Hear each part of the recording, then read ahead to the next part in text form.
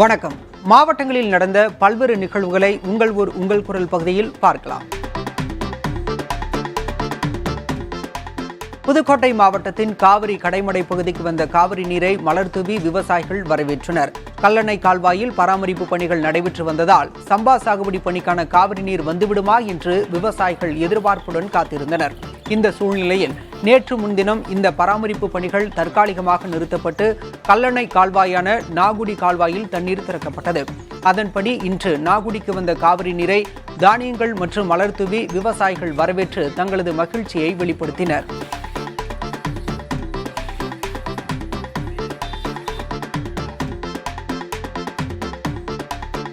மதுரையில் வாழைக்கருகள் நோய் பாதிப்பு குறித்த புதிய தலைமுறை செய்தி எதிரொலியாக வேளாண் துறை அதிகாரிகள் ஆய்வு செய்தனர். மேலூர் பகுதியில் சாகுபடி செய்யப்படும் வாழைப் பயிர்களில் இலை கருகியதுடன் குலையோடு வாழைத்தார்கள் ஒடிந்து நோய் தாக்குதலுக்கு உள்ளாகி வந்தது. இதுகுறித்து புதிய தலைமுறையில் செய்தி வெளியானதன் எதிரொலியாக கொட்டாம்பட்டி வேளாண் துறை அதிகாரிகள் குழுவினர் பாதிக்கப்பட்ட பகுதிகளுக்கு சென்று வாழைப் பயிர்களை ஆய்வு செய்தனர். மேலும் மாதிரிகளை சேகரித்து ஆய்வுக்கு அனுப்பியதுடன் நோய் தாக்குதலை கட்டுப்படுத்த நடவடிக்கை எடுக்கப்படும் எனவும் தெரிவித்தனர்.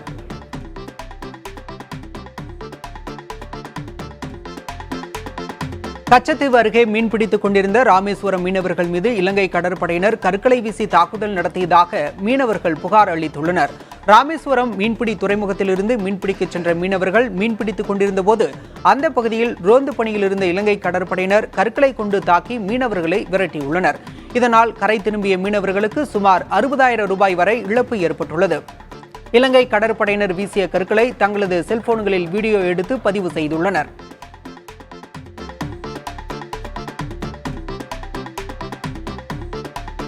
கிருஷ்ணகிரி மாவட்டம் ஊத்தங்கரை அருகே இயற்கை இடுபொருட்களை கொண்டு பூச்சி விரட்டிகள் தயாரிப்பது குறித்து விவசாயிகளுக்கு பயிற்சி வழங்கப்பட்டது. படப்பள்ளி கிராமத்தில் பாரம்பரிய வேளாண் வளர்ச்சி திட்டத்தின் கீழ் இந்த பயிற்சி வழங்கப்பட்டது. வேளாண்மை துணை இயக்குநர் பாலசுப்ரமணியம் இந்த நிகழ்வை தொடங்கி வைத்தார். தொடர்ந்து விளைபொருட்களை மதிப்பு கூட்டி சந்தைப்படுத்துவதற்கான வாய்ப்புகள் உள்ளிட்டவற்றை பயன்படுத்திக் கொள்ள வேண்டும் என விவசாயிகளுக்கு அவர் அறிவுறுத்தினார்.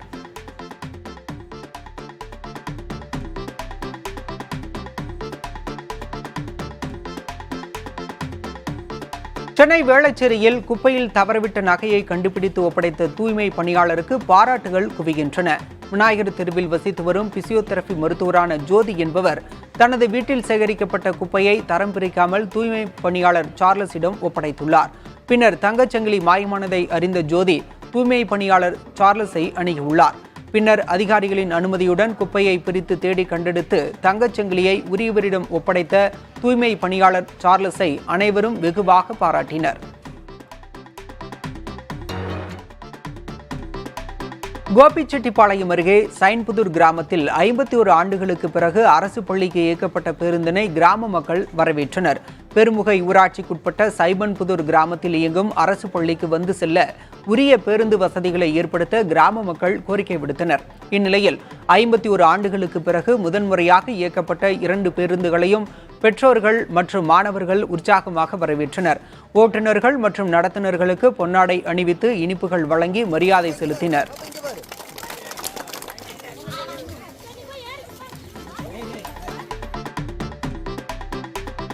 தூத்துக்குடியில் விசைப்படகு மீனவர்களிடம் விற்பனை செய்வதற்காக தென்காசி மாவட்டத்திலிருந்து பயோடீசலை கடத்தி வந்த 2 பேரை காவல்துறையினர் கைது செய்தனர். 3வது மைல் பகுதியில் வாகன சோதனையில் ஈடுபட்டிருந்த தென்பாகம் காவல்துறையினர் அந்த வழியே வந்த ஒரு லாரியில் சோதனையிட்டனர். தென்காசி மாவட்டத்திலிருந்து வந்த அந்த லாரியில் உரிய ஆவணமின்றி கொண்டுவரப்பட்ட 5 லட்சம் ரூபாய் மதிப்புள்ள 48 பேரல் பயோடீசல் இருந்ததை கண்டறிந்தனர். அவற்றை பறிமுதல் செய்த காவல்துறையினர் லாரி ஓட்டுநர் உள்ளிட்ட 2 பேரை கைது செய்தனர்.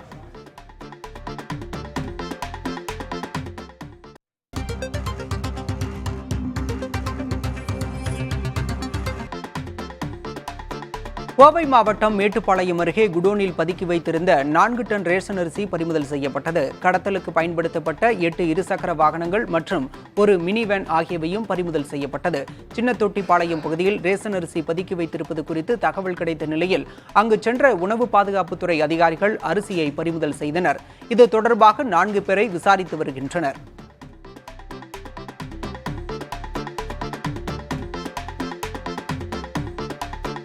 திருவண்ணாமலை மாவட்டம் வந்தவாசி அருகே ஊராட்சி ஒன்றிய குழு கூட்டத்திற்கு துறை சார்ந்த அதிகாரிகள் யாரும் வருவதில்லை என ஒன்றிய குழு உறுப்பினர்கள் குற்றச்சாட்டு வைத்துள்ளனர்.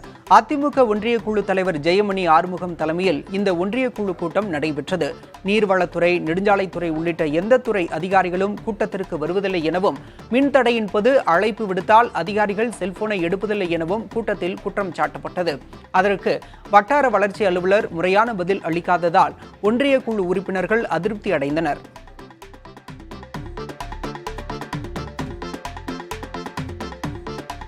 திருச்சி மாநகராட்சி சார்பில் விநியோகிக்கப்படும் குடிநீரில் கழிவுநீர் கலந்து வருவதாக பொதுமக்கள் குற்றம் சாட்டியுள்ளனர். மாநகராட்சி சார்பில் நடைபெற்று வரும் பாதாள சாக்கடை பணிகள் இறுதிக்கட்டத்தை எட்டியுள்ள நிலையில் குடிநீரில் கழிவுநீர் கலந்து வருவதாக பல்வேறு பகுதியிலிருந்தும் புகார்கள் எழுந்து வருகின்றன. குறிப்பாக திருச்சி, பீமநகர், பொன்னகர் உள்ளிட்ட பகுதிகளில் வசிக்கும் மக்கள் மஞ்சள் காமாலை, வாந்தி, பேதி உள்ளிட்ட நோய் தொற்றுக்கு ஆளாகிய நிலையில் மாநகராட்சி சார்பில் குடிநீர் பரிசோதனைக்காக அனுப்பி வைக்கப்பட்டது. பொறுப்பற்ற முறையில் செயல்படும் மாநகராட்சி மேயர் மற்றும் மாநகராட்சி ஆணையர் பதவி விலக வேண்டும் என்று வலியுறுத்தி மாநகராட்சி அலுவலகம் முன்பு திருச்சி மாவட்ட பாஜகவினர் போராட்டத்தில் ஈடுபட்டனர். திருப்பத்தூர் மாவட்டம் ஆம்பூர் அருகே 11ஆம் வகுப்பு மாணவியை பாலியல் வன்கொடுமை செய்த வழக்கில் முதியவர் கைது செய்யப்பட்டுள்ளார். பெற்றோர் இன்றி தனது பாட்டி அரவணைப்பில் வளர்ந்து வந்த 11ஆம் வகுப்பு மாணவி சேகர் என்ற 62 வயது முதியவரால் மிரட்டி பல மாதங்களாக பாலியல் வன்கொடுமைக்கு ஆளாக்கப்பட்டுள்ளார். இந்த சூழ்நிலையில் பள்ளிக்கு சென்ற மாணவிக்கு திடீரென வயிற்று வலி ஏற்படவே ஆசிரியர்கள் உடனடியாக மருத்துவமனைக்கு அனுமதித்தனர். மருத்துவர்கள் மாணவியை பரிசோதித்த போது 8 மாத கர்ப்பமாக இருப்பது தெரியவந்துள்ளது. இதுகுறித்த புகாரின் பேரில் விசாரணை மேற்கொண்ட காவல்துறையினர் முதியவர் சேகர் என்பவரை போக்சோ சட்டத்தின் கீழ் கைது செய்து சிறையில் அடைத்தனர்.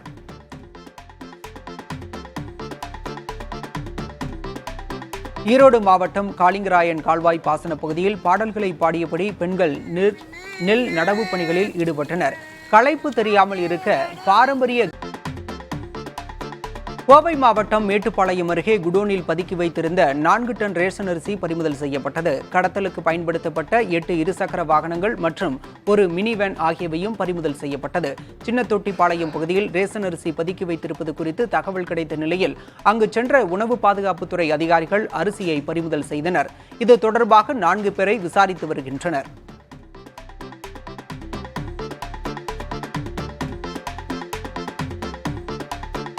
திருவண்ணாமலை மாவட்டம் வந்தவாசி அருகே ஊராட்சி ஒன்றிய குழு கூட்டத்திற்கு துறை சார்ந்த அதிகாரிகள் யாரும் வருவதில்லை என ஒன்றிய குழு உறுப்பினர்கள் குற்றச்சாட்டு வைத்துள்ளனர். அதிமுக ஒன்றிய குழு தலைவர் ஜெயமணி ஆறுமுகம் தலைமையில் இந்த ஒன்றிய குழு கூட்டம் நடைபெற்றது. நீர்வளத்துறை, நெடுஞ்சாலைத்துறை உள்ளிட்ட எந்த துறை அதிகாரிகளும் கூட்டத்திற்கு வருவதில்லை எனவும், மின்தடையின் போது அழைப்பு விடுத்தால் அதிகாரிகள் செல்போனை எடுப்பதில்லை எனவும் கூட்டத்தில் குற்றம் சாட்டப்பட்டது. அதற்கு வட்டார வளர்ச்சி அலுவலர் முறையான பதில் அளிக்காததால் ஒன்றிய குழு உறுப்பினர்கள் அதிருப்தி அடைந்தனர்.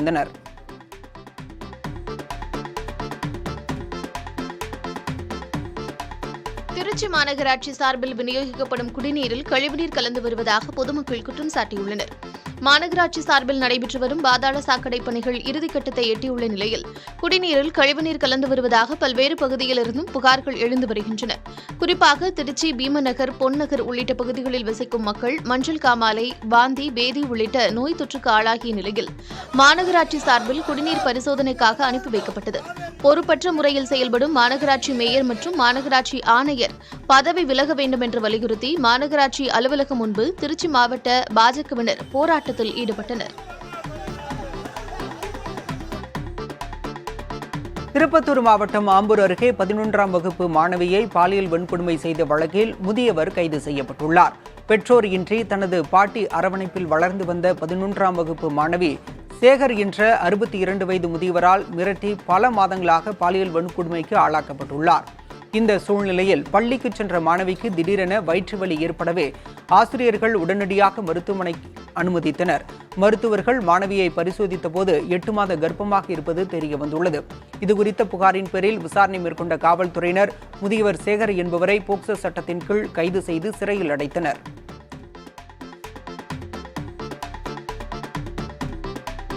ஈரோடு மாவட்டம் காளிங்கராயன் கால்வாய் பாசன பகுதியில் பாடல்களை பாடியபடி பெண்கள் நெல் நடவு பணிகளில் ஈடுபட்டனர்.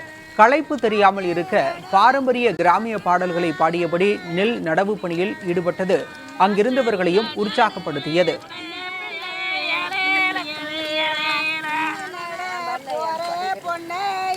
காளிங்கராயன் அணைக்கட்டிலிருந்து முதல் போக பாசனத்திற்கு தண்ணீர் திறக்கப்பட்ட நிலையில் காளிங்கராயன் பாசன பகுதியில் பல்வேறு விதமான நெல் பயிர்களை நடவு செய்யும் பணியில் விவசாயிகள் தீவிரமாக ஈடுபட்டு வருகின்றனர்.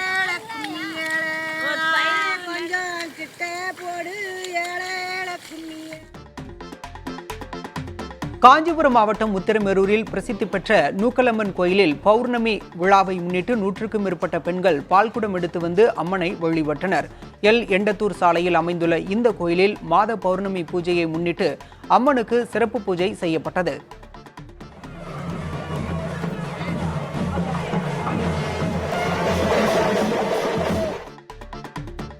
நாகை மாவட்டம் வேதாரண்யத்தில் கனமழை காரணமாக சேதமடைந்திருந்த தொகுப்பு வீடு இடிந்து விழுந்த விபத்தில் வீட்டில் இருந்தவர்கள் நல்வாய்ப்பாக உயிர் தப்பினர்.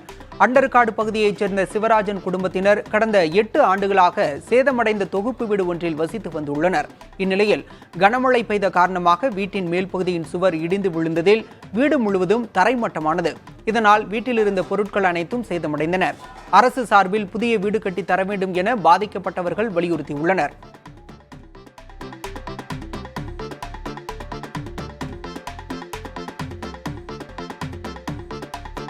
கோவை மாவட்டம் மேட்டுப்பாளையம் அருகே குடோனில் பதுக்கி வைத்திருந்த 4 டன் ரேஷன் அரிசி பறிமுதல் செய்யப்பட்டது. கடத்தலுக்கு பயன்படுத்தப்பட்ட 8 இருசக்கர வாகனங்கள் மற்றும் ஒரு மினி வேன் ஆகியவையும் பறிமுதல் செய்யப்பட்டது. சின்னத்தொட்டிப்பாளையம் பகுதியில் ரேஷன் அரிசி பதுக்கி வைத்திருப்பது குறித்து தகவல் கிடைத்த நிலையில் அங்கு சென்ற உணவு பாதுகாப்புத்துறை அதிகாரிகள் அரிசியை பறிமுதல் செய்தனர். இது தொடர்பாக 4 பேரை விசாரித்து வருகின்றனர்.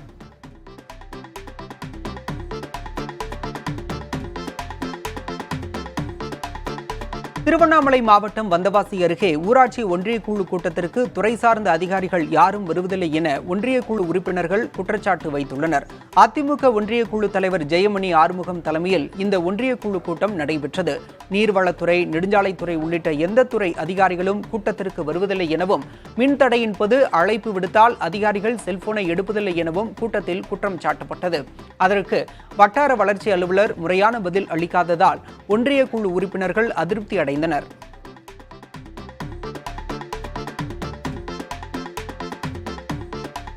திருச்சி மாநகராட்சி சார்பில் விநியோகிக்கப்படும் குடிநீரில் கழிவுநீர் கலந்து வருவதாக பொதுமக்கள் குற்றம் சாட்டியுள்ளனர்.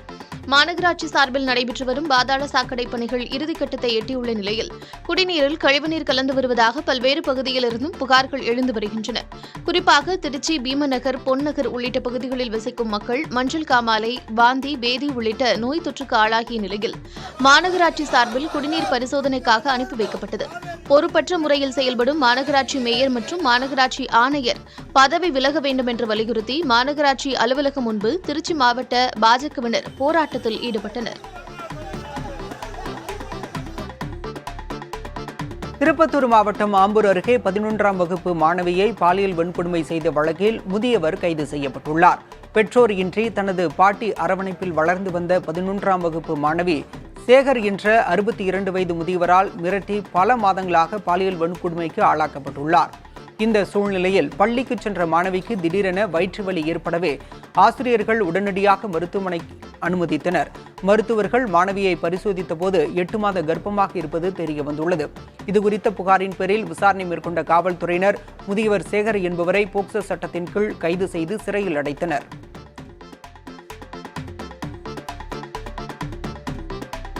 ஈரோடு மாவட்டம் காளிங்கராயன் கால்வாய் பாசன பகுதியில் பாடல்களை பாடியபடி பெண்கள் நெல் நடவு பணிகளில் ஈடுபட்டனர். களைப்பு தெரியாமல் இருக்க பாரம்பரிய கிராமிய பாடல்களை பாடியபடி நெல் நடவு பணியில் ஈடுபட்டது அங்கிருந்தவர்களையும் உற்சாகப்படுத்தியது.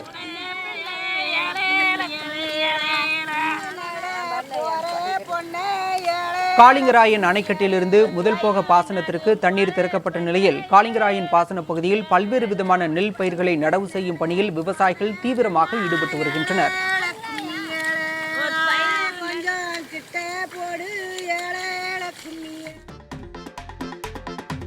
காஞ்சிபுரம் மாவட்டம் உத்திரமேரூரில் பிரசித்தி பெற்ற நூக்கலம்மன் கோயிலில் பௌர்ணமி விழாவை முன்னிட்டு 100க்கும் மேற்பட்ட பெண்கள் பால்குடம் எடுத்து வந்து அம்மனை வழிபட்டனர். எண்டத்தூர் சாலையில் அமைந்துள்ள இந்த கோயிலில் மாத பௌர்ணமி பூஜையை முன்னிட்டு அம்மனுக்கு சிறப்பு பூஜை செய்யப்பட்டது.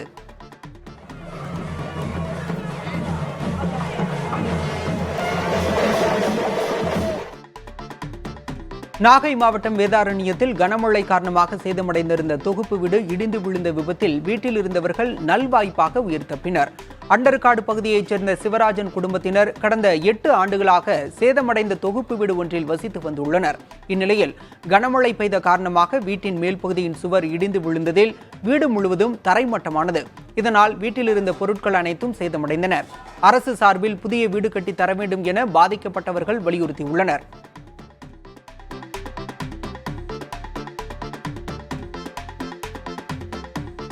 மாற்றுத்திறனாளிக்கான வாகனம் கிடைக்காததால் எருமை மாட்டின் மீது சவாரி செய்யும் முதியவர் குறித்த புதிய தலைமுறை செய்தி எதிரொலியாக அவருக்கு அரசு சார்பில் 3 சக்கர மிதிவண்டி கிடைத்துள்ளது.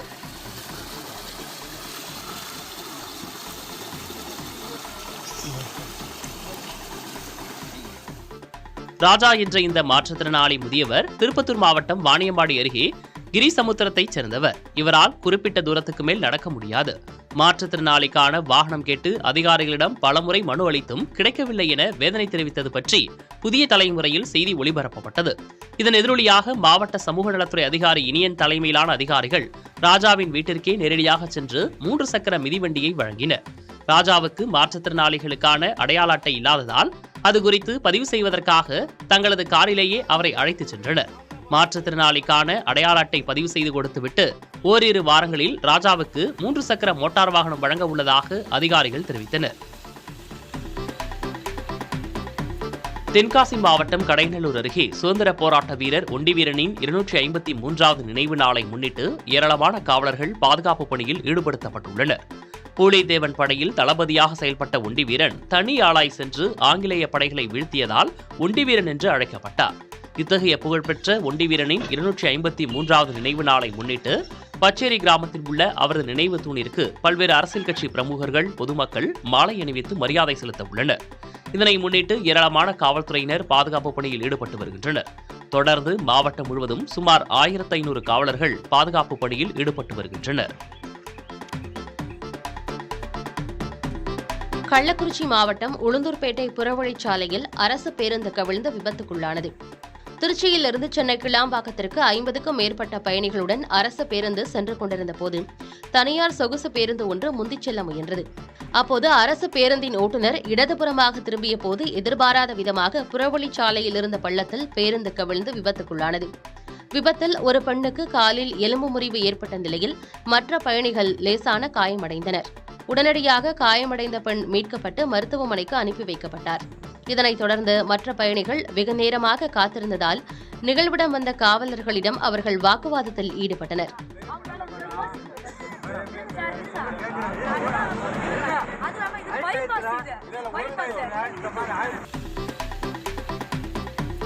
தென்காசி மாவட்டம் கடைநல்லூர் அருகே சுதந்திர போராட்ட வீரர் ஒண்டிவீரனின் 253வது நினைவு நாளை முன்னிட்டு ஏராளமான காவலர்கள் பாதுகாப்பு பணியில் ஈடுபடுத்தப்பட்டுள்ளனர். பூலித்தேவன் படையில் தளபதியாக செயல்பட்ட ஒண்டிவீரன் தனி ஆளாய் சென்று ஆங்கிலேய படைகளை வீழ்த்தியதால் ஒண்டிவீரன் என்று அழைக்கப்பட்டார். இத்தகைய புகழ்பெற்ற ஒண்டிவீரனின் 253வது நினைவு நாளை முன்னிட்டு பச்சேரி கிராமத்தில் உள்ள அவரது நினைவு தூணிற்கு பல்வேறு அரசியல் கட்சி பிரமுகர்கள், பொதுமக்கள் மாலை அணிவித்து மரியாதை செலுத்த உள்ளனர்.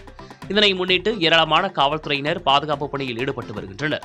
தொடர்ந்து மாவட்டம் முழுவதும் சுமார் 1500 காவலர்கள் பாதுகாப்பு பணியில் ஈடுபட்டு வருகின்றனர். கள்ளக்குறிச்சி மாவட்டம் உளுந்தூர்பேட்டை புறவழிச்சாலையில் அரசு பேருந்து கவிழ்ந்து விபத்துக்குள்ளானது. திருச்சியிலிருந்து சென்னை கிளாம்பாக்கத்திற்கு 50க்கும் மேற்பட்ட பயணிகளுடன் அரசு பேருந்து சென்று கொண்டிருந்த போது தனியார் சொகுசு பேருந்து ஒன்று முந்திச் செல்ல முயன்றது. அப்போது அரசு பேருந்தின் ஓட்டுநர் இடதுபுறமாக திரும்பிய போது எதிர்பாராத விதமாக புறவழிச்சாலையில் இருந்த பள்ளத்தில் பேருந்து கவிழ்ந்து விபத்துக்குள்ளானது. விபத்தில் ஒரு பெண்ணுக்கு காலில் எலும்பு முறிவு ஏற்பட்ட நிலையில் மற்ற பயணிகள் லேசான காயமடைந்தனர். உடனடியாக காயமடைந்த பெண் மீட்கப்பட்டு மருத்துவமனைக்கு அனுப்பி வைக்கப்பட்டார். இதனைத் தொடர்ந்து மற்ற பயணிகள் வெகு நேரமாக காத்திருந்ததால் நிகழ்விடம் வந்த காவலர்களிடம் அவர்கள் வாக்குவாதத்தில் ஈடுபட்டனர்.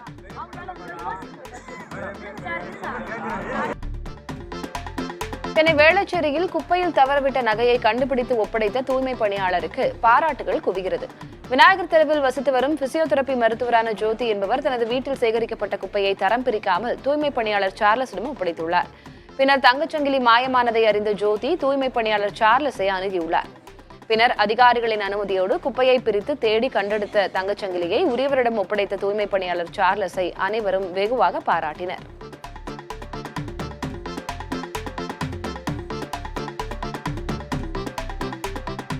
மதுரையில் வாழைக்கருகள் நோய் பாதிப்பு குறித்த புதிய தலைமுறை செய்தி எதிரொலியாக வேளாண் துறை அதிகாரிகள் ஆய்வு செய்தனர். மேலூர் பகுதியில் சாகுபடி செய்யப்படும் வாழை பயிர்களில் இலை கருகியதோடு குலையோடு வாழைத்தார்கள் ஒடிந்து நோய் தாக்குதலுக்கு உள்ளாகி வந்தது. இதுகுறித்து புதிய தலைமுறையில் செய்தி வெளியானதன் எதிரொலியாக கொட்டாம்பட்டி வேளாண் துறை அதிகாரிகள் குழுவினர் பாதிக்கப்பட்ட பகுதிகளுக்கு சென்று வாழை பயிர்களை ஆய்வு செய்தனர். மேலும் மாதிரிகளை சேகரித்து ஆய்வுக்கு அனுப்பியதோடு நோய் தாக்குதலை கட்டுப்படுத்த நடவடிக்கை எடுக்கப்படும் எனவும் தெரிவித்தனர்.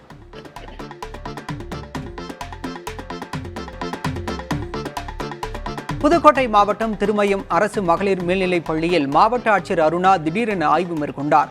தலைமை ஆசிரியர் பள்ளியில் இல்லாததால் அதிர்ச்சி அடைந்த மாவட்ட ஆட்சியர் விசாரித்து தகவல் தெரிவிக்க மாவட்ட முதன்மை கல்வி அலுவலருக்கு அறிவுறுத்தினார். தொடர்ந்து பள்ளியின் சமையலறையை ஆய்வு செய்த அவர் கல்வி கற்பிக்கும் முறை குறித்தும் சத்துணவு குறித்தும் மாணவர்களிடம் கேட்டறிந்தார்.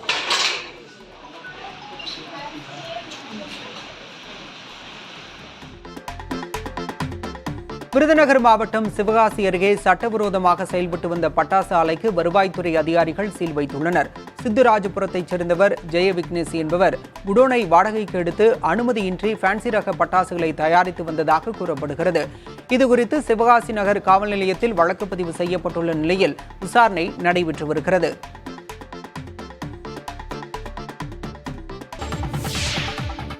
மலேசிய பல்கலைக்கழகத்தில் திருவள்ளுவருக்கு இருக்கை அமைப்பது என பிரதமர் மோடி மலேசிய பிரதமர் இடையிலான சந்திப்பின் போது முடிவு செய்யப்பட்டது. அரசுமுறை பயணமாக இந்தியா வந்துள்ள மலேசிய பிரதமர் அன்வர் இப்ராஹிம் பிரதமர் நரேந்திர மோடியை சந்தித்து இருதரப்பு பேச்சுவார்த்தை நடத்தினார். டெல்லியில் உள்ள ஹைதராபாத் இல்லத்தில் நடைபெற்ற இந்த சந்திப்பின் போது இருநாட்டு உறவுகளை மேலும் வலுப்படுத்துவது குறித்து இருவரும் ஆலோசனை நடத்தினர்.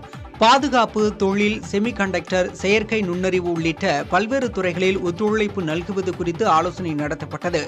இந்தியா மலேசியா இடையிலான கலாச்சார இணைப்புகளை மேலும் வலுப்படுத்துவது குறித்து ஆலோசித்த அவர்கள் மலாயா பல்கலைக்கழகத்தில் திருவள்ளுவருக்கு இருக்கை அமைப்பது என்றும் டுன்கு அப்துல் ரஹ்மான் பல்கலைக்கழகத்தில் ஆயுர்வேதத்திற்கு இருக்கை ஒதுக்குவது என்றும் முடிவு செய்யப்பட்டுள்ளது. இந்த சந்திப்பை தொடர்ந்து குடியரசுத் தலைவர் திரௌபதி முர்முவை மலேசிய பிரதமர் அன்வர் இப்ராஹிம் சந்தித்து பேசினார். அப்போது இருதரப்பு உறவுகளை மேம்படுத்துவது குறித்து இரு நாட்டு தலைவர்களும் ஆலோசனை மேற்கொண்டனர். மத்திய அரசு பணிகளில் நேரடியாக அதிகாரிகளை நியமிக்கும் அறிவிப்பு ரத்து செய்யப்படுவதாக மத்திய அரசு அறிவித்துள்ளது. லேட்ரல் என்ட்ரி எனப்படும் நேரடி நியமனத்துக்கான நடைமுறையை நிறுத்தி வைக்கும்படி யுபிஎஸ்சி தலைவருக்கு மத்திய அமைச்சர் ஜிதேந்தர் சிங் கடிதம் ஒன்றை எழுதியுள்ளார். அதில் சமூக நீதியை காக்கும் நடவடிக்கையாக நேரடி நியமன நடைமுறைக்கான விளம்பரம் ரத்து செய்யப்படுவதாக குறிப்பிட்டுள்ளார். வேலைவாய்ப்புகளில் சமூக நீதியை நிலைநாட்ட இடஒதுக்கீடு அவசியம் என பிரதமர் மோடி வலியுறுத்தியுள்ளதாக கூறியுள்ள அவர், சமூக நீதியை நிலைநாட்டும் வகையில் நேரடி நியமன நடைமுறை இருக்க வேண்டும் என்பதில் பிரதமர் உறுதியுடன் இருப்பதாகவும் தெரிவித்துள்ளார்.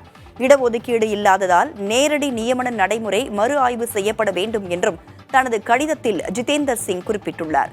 நேரடி நியமனத்திற்கு மக்களவை எதிர்க்கட்சித் தலைவர் ராகுல் காந்தி, முதலமைச்சர் மு க ஸ்டாலின் உள்ளிட்டோர் கடும் எதிர்ப்பு தெரிவித்திருந்தனர். இதன் மூலம் ஓபிசி, பட்டியலின மக்களின் இடஒதுக்கீடு பறிக்கப்படுவதாகவும் குற்றம் சாட்டியிருந்தனர். பாஜக கூட்டணியில் அங்கம் வகிக்கும் லோக் ஜனசக்தி, பாமக ஆகிய கட்சிகளும் லேட்ரல் என்ட்ரி முறைக்கு எதிர்ப்பு தெரிவித்திருந்த நிலையில் இந்த முறை ரத்து செய்யப்பட்டுள்ளது. மத்திய அரசு பணிகளில் நேரடியாக அதிகாரிகளை நியமிக்கும் அறிவிப்பு ரத்து செய்யப்பட்டுள்ள நிலையில் பாஜகவின் அனைத்து சதிகளையும் முறியடிப்போம் என மக்களவை எதிர்க்கட்சித் தலைவர் ராகுல் காந்தி தெரிவித்துள்ளார். இதுகுறித்து எக்ஸ் வலைதளத்தில் அவர் வெளியிட்டுள்ள பதிவில், என்ன விலை கொடுத்தாவது இடஒதுக்கீட்டையும் அரசியல் சாசனத்தையும் பாதுகாப்போம் என ராகுல் காந்தி தெரிவித்துள்ளார். உயர் பதவிகளில் நேரடி நியமனம் போன்ற பாஜகவின் அனைத்து சதிகளையும் முறியடிப்போம் என தெரிவித்துள்ள ராகுல் காந்தி, 50% இடஒதுக்கீடு உச்சவரம்பை ரத்து செய்து சாதிவாரி கணக்கெடுப்பு நடத்தி சமூக நீதியை நிலைநாட்டுவோம் என குறிப்பிட்டுள்ளார். இதேபோல காங்கிரஸ் தலைவர் மல்லிகார்ஜுன் கார்கே வெளியிட்ட பதிவில், பட்டியலின வகுப்பினர், பழங்குடியினர், பிற்படுத்தப்பட்டோர் மற்றும் நலிந்த பிரிவினருக்காக காங்கிரஸ் கட்சி நடத்தி வரும் சமூக நீதிக்கான போராட்டம் வெற்றி பெற்றுள்ளது என்றும், இடஒதுக்கீட்டை பறிக்கும் பாஜகவின் திட்டங்களை காங்கிரஸ் முறியடித்துள்ளது என்றும் தெரிவித்துள்ளார். மத்திய அரசு பணிகளில் நேரடியாக அதிகாரிகளை நியமிக்கும் அறிவிப்பு ரத்து செய்யப்பட்டுள்ளது சமூக நீதிக்கு கிடைத்த வெற்றி என முதலமைச்சர் மு க ஸ்டாலின் தெரிவித்துள்ளார். இதுகுறித்து முதலமைச்சர் மு க ஸ்டாலின் வெளியிட்ட எக்ஸ் பதிவில், இந்தியா கூட்டணி கட்சிகள் கொடுத்த கடும் அழுத்தத்தினால் மத்திய அரசின் உயர் பதவிகளில் நேரடி நியமன முறை ரத்து செய்யப்பட்டுள்ளதாக குறிப்பிட்டுள்ளார். நேரடி நியமன முறை ரத்து செய்யப்பட்டுள்ளது சமூக நீதிக்கு கிடைத்த வெற்றி என தெரிவித்துள்ளார். இடஒதுக்கீடு முறையை ரத்து செய்வதற்கு பல்வேறு வடிவங்களில் மத்திய அரசு முயற்சிப்பதால் நாம் தொடர்ந்து கவனமாக இருக்க வேண்டும் என முதலமைச்சர் ஸ்டாலின் குறிப்பிட்டுள்ளார். இடஒதுக்கீட்டின் தன்னிச்சையான 50% என்ற உச்சவரம்பு நீக்கப்பட வேண்டும் என குறிப்பிட்டுள்ள முதலமைச்சர் ஸ்டாலின், பிற்படுத்தப்பட்டோர் மற்றும் ஒடுக்கப்பட்டவர்களின் உரிமைகளை பாதுகாக்க நாடு முழுவதும் சாதிவாரி கணக்கெடுப்பு நடத்தப்பட வேண்டும் என்றும் வலியுறுத்தியுள்ளார். தமிழ்நாட்டில் 3 அரசியல் கட்சி தலைவர்களின் வீடுகளுக்கு அளிக்கப்பட்டிருந்த காவல்துறை பாதுகாப்பு வாபஸ் பெறப்பட்டுள்ளது. முக்கிய அரசியல் கட்சி தலைவர்கள், அச்சுறுத்தல் உள்ள முக்கிய பிரமுகர்களின் வீடுகளுக்கு துப்பாக்கி ஏந்திய 5 காவலர்களின் பாதுகாப்பு வழங்கப்பட்டு வருகிறது. இந்நிலையில் தெலங்கானா ஆளுநர் பதவியிலிருந்து விலகிய தமிழிசை சவுந்தரராஜன், தேமுதிக பொதுச் செயலாளர் பிரேமலதா விஜயகாந்த் மற்றும் காங்கிரஸ் கமிட்டி தலைவர் செல்வ பெருந்தகை ஆகியோரின் வீட்டிற்கு அளிக்கப்பட்டிருந்த காவல்துறை பாதுகாப்பு திரும்ப பெறப்பட்டுள்ளது. இதுகுறித்து விளக்கம் அளித்துள்ள காவல்துறையினர், அண்மையில் நடந்த கலந்தாய்வு கூட்டத்தில் அச்சுறுத்தல் இல்லாத அரசியல் கட்சி தலைவர்களின் பட்டியலை சேகரித்து அவர்களின் வீடுகளுக்கு அளிக்கப்பட்டிருந்த காவல்துறை பாதுகாப்பை திரும்ப பெற்றிருப்பதாக தெரிவித்துள்ளனர். மீண்டும் அவர்கள் காவல்துறை பாதுகாப்பு கேட்டு கடிதம் கொடுக்கும் பட்சத்தில் உரிய பாதுகாப்பு வழங்கப்படும் என்றும் கூறியுள்ளனர். அண்ணாமலை அறிவுரை கூறும் அளவிற்கு அதிமுகவின் பொதுச் செயலாளரும் தொண்டர்களும் இல்லை என அக்கட்சியின் முன்னாள் அமைச்சர் RB உதயகுமார் தெரிவித்துள்ளார். மதுரை மாவட்டம் உசிலம்பட்டியில் செய்தியாளர்களை சந்தித்தபோது அவர் இவ்வாறு தெரிவித்தார்.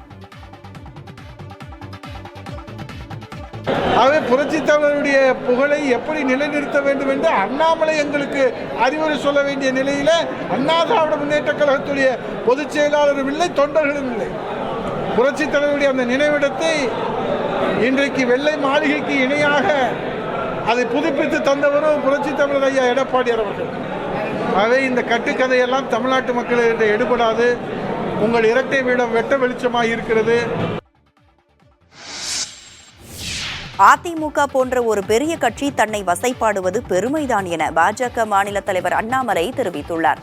கருணாநிதி நாணய வெளியீட்டு விழாவில் பங்கேற்றதற்கு அதிமுக முன்னாள் அமைச்சர் RB உதயகுமார் விமர்சனம் செய்ததற்கும் அவர் பதிலளித்துள்ளார். அதிமுக முதல்ல இந்த அண்ணாமலையின் மீது கக்கக்கூடிய வன்மத்தை அடக்கி வைக்கணும். காலையிலிருந்து ராத்திரி வரைக்கும் இவ்வளவு பெரிய ஒரு கட்சி, புரட்சித் தலைவருடைய கட்சி, புரட்சித் தலைவனுடைய கட்சி, என்னை போன்ற சாதாரண மனிதனை காலையிலிருந்து நைட்டு வரைக்கும் வசைபாடுவது எனக்கு பெருமையாக நான் எடுத்துக்கொள்கின்றேன். என்னுடைய கட்சிக்கு பெருமையாக நான் எடுத்துக்கிறேன். தமிழகத்தில் இதையெல்லாம் ஒரு குற்றமாக அண்ணன் RB உதயகுமார் அவர்கள் பத்திரிகையாளர் சந்திப்பில் போய் கும்பிடு போட்டார் அப்படின்லாம் சொன்னாங்கன்னா நான் என்ன சொல்கிறேன்னு தெரியல. காலில் விழுகலை, இப்படி பேசலை, கூனி குறுகி நிற்கலை, 3 அடி தள்ளி நிற்கலை, கம்பீரமாக நடந்து போய் கம்பீரமாக 6 அடி இருக்கக்கூடிய நான் முதுகெலும்பு வளையாமல் வணக்கம் செலுத்திவிட்டு வந்திருக்கின்றேன். அதற்கு நான் பெருமைப்படுறேன். அதுக்கு நான் சிறுமைப்படலைங்க. தலைநகர் டெல்லியின் பல்வேறு இடங்களில் இன்று காலை கனமழை பெய்தது. குறிப்பாக மின்டோ பாலம், IP மார்க், முன்கா, மங்கி பாலம், சட்டா ரயில் சவுக், ஃபெரோஷா சாலை, சவுக் மெட்ரோ நிலைய பகுதி, மகாராஜ் ரஞ்சித் சிங் மார்க் உள்ளிட்ட இடங்களில் கனமழை காரணமாக சாலைகளில் குளம்போல் தண்ணீர் தேங்கியது. சுரங்கப்பாதைகளிலும் அதிக அளவில் மழைநீர் தேங்கியதால் போக்குவரத்து பாதிக்கப்பட்டது. மின்டோ சாலையில் ஆட்டோ உள்ளிட்ட 3 வாகனங்கள் மழைநீரில் மூழ்கின. சாஸ்திரி நகர் பகுதியில் நீண்ட தூரத்திற்கு போக்குவரத்து நெரிசல் ஏற்பட்டதால் வாகன ஓட்டிகள் சிரமத்திற்கு ஆளாகினர்.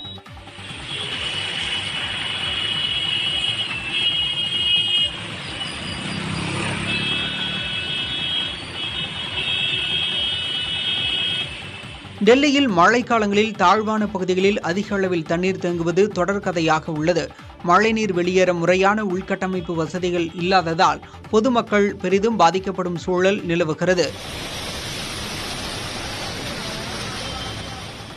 டெல்லியை போன்று ஹைதராபாத் நகரிலும் பலத்த மழை பெய்தது.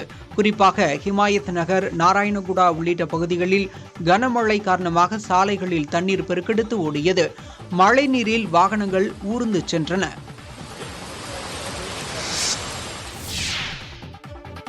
மகாராஷ்டிர மாநிலம் தானேவில் உள்ள பள்ளியில் குழந்தைகள் பாலியல் தொல்லைக்கு உள்ளாக்கப்பட்ட சம்பவத்தை கண்டித்து போராட்டங்கள் வெடித்துள்ளன. ஒப்பந்த தூய்மை பணியாளர் ஒருவர் 4 வயது குழந்தைகள் இருவரிடம் பாலியல் தொந்தரவில் ஈடுபட்டதாக புகார் எழுந்தது. இந்த விவகாரத்தில் உரிய நடவடிக்கை எடுக்கப்படாததை கண்டித்து பத்லாபூரில் பொதுமக்கள் மறியல் போராட்டத்தில் ஈடுபட்டனர். பல இடங்களில் வன்முறைகள் அரங்கேறின. அரசு பேருந்துகளை போராட்டக்காரர்கள் சூறையாடியதால் போராட்டக்காரர்களை கட்டுப்படுத்த காவல்துறையினர் அதிக அளவில் குவிக்கப்பட்டனர். பத்லாபூர் ரயில் நிலையத்தில் போராட்டத்தில் ஈடுபட்டவர்கள் மீது தடியடி நடத்த முயன்ற காவல்துறையினர் மீது போராட்டக்காரர்கள் கற்களை வீசி தாக்குதல் நடத்தியதால் பதற்றமான சூழல் ஏற்பட்டது. இதற்கிடையே பள்ளி முதல்வர், வகுப்பாசிரியர் உள்ளிட்டோரை பணியிடை நீக்கம் செய்து தனியார் பள்ளி நிர்வாகம் உத்தரவிட்டுள்ளது. இந்த வழக்கில் எஃப்ஐஆர் பதிவு செய்ய தாமதம் செய்த சுபாதா ஷிடோலே என்ற காவலரும் இடமாற்றம் செய்யப்பட்டுள்ளார். கொல்கத்தா பயிற்சி மருத்துவர் கொலை விவகாரத்தில் சட்டம் ஒழுங்கை காக்க மேற்குவங்க அரசு தவறிவிட்டதாக உச்சநீதிமன்றம் கடும் கண்டனம் தெரிவித்துள்ளது.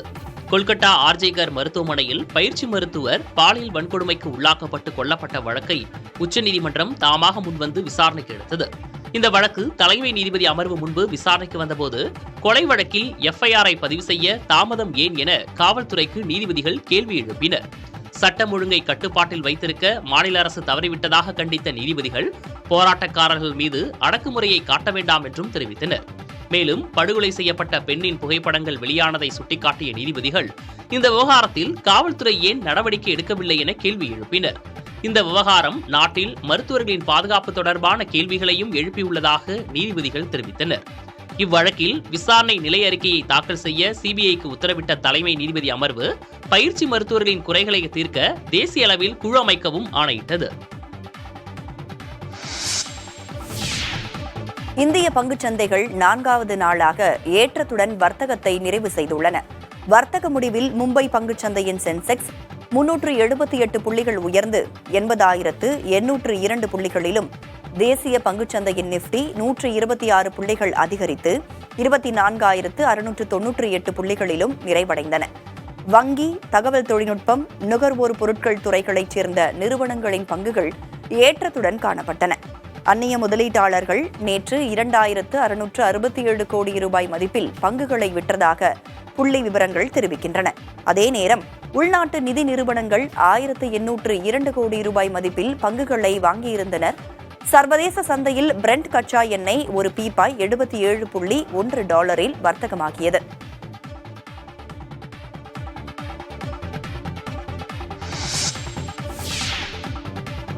தமிழ் திரையுலகில் நடிகைகளுக்கு பாலியல் சீண்டல்களும் அட்ஜஸ்ட்மெண்ட்டுகளும் செய்ய மிரட்டல்கள் உள்ளதாக நடிகை சனம் ஷெட்டி குற்றம் சாட்டியுள்ளார்.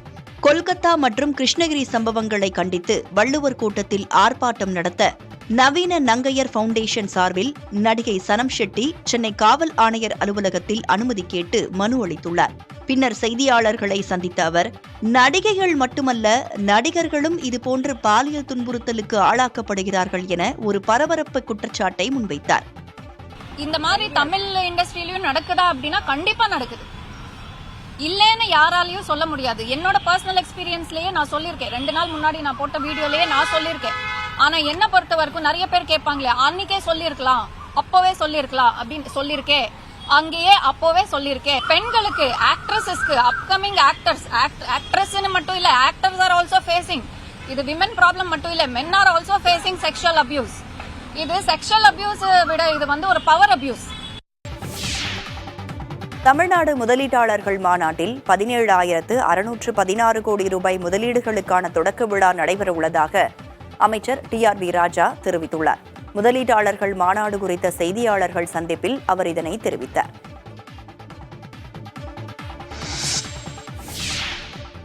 ஒரு 19 நிறுவனங்களுக்கு இனாகரேஷன் இங்கே நேரடியாக அவங்க கமர்ஷியல் ப்ரொடக்ஷனுக்கே போயிட்டாங்க. அவங்க வேலைவாய்ப்பு வழங்கி அங்கே திட்டங்கள் தொடங்கப்பட்டு நாளை தொடங்கப்படவிருக்கின்றன. அதற்கான ஒட்டுமொத்த கூடுதல் மட்டும் ஒரு கிட்டத்தட்ட 17,616 கோடி ரூபாய்க்கான முதலீடுகளுக்கான துவக்க விழா நாளைக்கு நடக்கவிருக்கிறது. ஏறத்தாழ 65,000 நபர்களுக்கு இதன் மூலம் வேலைவாய்ப்பு உருவாகி இருக்கிறது. அதே போல் ஜிம்ல கையெழுத்திடப்பட்டு தொடர்ச்சியா எல்லா கிளியரன்ஸும் பெறப்பட்டு இப்போ ஃபவுண்டேஷன் ஸ்டோன், அதாவது அடிக்கல் நாட்டு விழா நாளை ஏறத்தாழ 51,000 கோடி ரூபாய்க்கான திட்டங்களுக்கான ஃபவுண்டேஷன் ஸ்டோன் நாளை நாம் இங்கே அடிக்கல் நாட்டு விழாவையும் இங்கே நடத்தவிருக்கிறோம். இது மிக மிக சிறப்பான வரலாற்று சிறப்பு மிக்க ஒரு தருணம். ஆன்லைனில் வழக்கறிஞர் சேவை வழங்குவதாக விளம்பரம் வெளியிடும் வழக்கறிஞர்களுக்கு எதிராக நடவடிக்கை எடுக்கப்படும் என சுற்றறிக்கை வெளியிடப்பட்டுள்ளதாக இந்திய பார் கவுன்சில் சென்னை உயர்நீதிமன்றத்தில் தெரிவித்துள்ளது. பொதுமக்களின் அன்றாட தேவைகளை ஆன்லைன் மூலமாக வழங்கி வரும் நிறுவனங்கள் மற்றும் வழக்கறிஞர்கள் மீது நடவடிக்கை எடுக்க கோரி சென்னை உயர்நீதிமன்றத்தில் மனு தாக்கல் செய்யப்பட்டது. இந்த வழக்கு மீண்டும் விசாரணைக்கு வந்தபோது உயர்நீதிமன்ற உத்தரவின்படி சுற்றறிக்கை பிறப்பிக்கப்பட்டிருப்பதாக இந்திய பார் கவுன்சில் தரப்பில் தெரிவிக்கப்பட்டது. இணையதள நிறுவனங்கள் தரப்பில் இந்த விளம்பரங்கள் நீக்கப்பட்டு விட்டதாக விளக்கமளிக்கப்பட்டது. இதையடுத்து விளம்பரங்கள் நீக்கப்பட்டுள்ளனவா என்று இணையதளங்களில் சரிபார்த்து அறிக்கை அளிக்கும்படி பார் கவுன்சிலுக்கு உத்தரவிட்ட நீதிபதிகள் விசாரணையை செப்டம்பர் 4ஆம் தேதிக்கு தள்ளி வைத்தனர். துக்ளக் நிறுவனர் சோ ராமசாமியின் மனைவி சவுந்தரா ராமசாமியின் மறைவுக்கு முதலமைச்சர் மு.க.ஸ்டாலின் இரங்கல் தெரிவித்துள்ளார். இதுகுறித்து அவர் வெளியிட்ட அறிக்கையில், சோ ராமசாமியின் மனைவி சவுந்தரா ராமசாமி மறைந்த செய்தி அறிந்து மிகுந்த வருத்தமடைந்துள்ளதாக குறிப்பிட்டுள்ளார். சோ ராமசாமி தனது வாழ்நாளில் பத்திரிகை உலகிலும் திரைத்துறை மற்றும் பொது வாழ்விலும் தனி முத்திரை பதித்ததற்கு உற்ற துணையாக சவுந்தரா ராமசாமி விளங்கியதாக குறிப்பிட்ட முதலமைச்சர், அவரை இழந்து வாடும் குடும்பத்தினருக்கும் நண்பர்களுக்கும் தமது ஆழ்ந்த இரங்கலை தெரிவித்துக் கொள்வதாக தெரிவித்துள்ளார். தமிழக முதலமைச்சரின் தனிச் செயலாளராக உமாநாத், எம்.எஸ். சண்முகம், அனுஜார்ஜ் ஆகிய 3 IAS அதிகாரிகள் நியமிக்கப்பட்டுள்ளனர். உமாநாத்திற்கு பொதுப்பணி, தொழில், நகராட்சி நிர்வாகம், நீர்வளம், வணிகவரி மற்றும் பத்திரப்பதிவு உள்ளிட்ட 13 துறைகள் ஒதுக்கப்பட்டுள்ளன. சண்முகத்திற்கு வேளாண்மை, கூட்டுறவு, வீட்டு வசதி, சட்டம் ஆகிய 12 துறைகள் ஒதுக்கீடு செய்யப்பட்டுள்ளன. ஆதிதிராவிடர் நலன், கால்நடை, பள்ளிக்கல்வித்துறை, விளையாட்டு உள்ளிட்ட 11 துறைகள் அனுஜார்ஜுக்கு ஒதுக்கப்பட்டுள்ளன. முதலமைச்சரின் அரசு சார் சந்திப்புகள், சுற்றுப்பயண ஏற்பாடுகள் ஆகியவையும் அனுஜார்ஜுக்கு ஒதுக்கப்பட்டுள்ளதாக தமிழக அரசு தெரிவித்துள்ளது.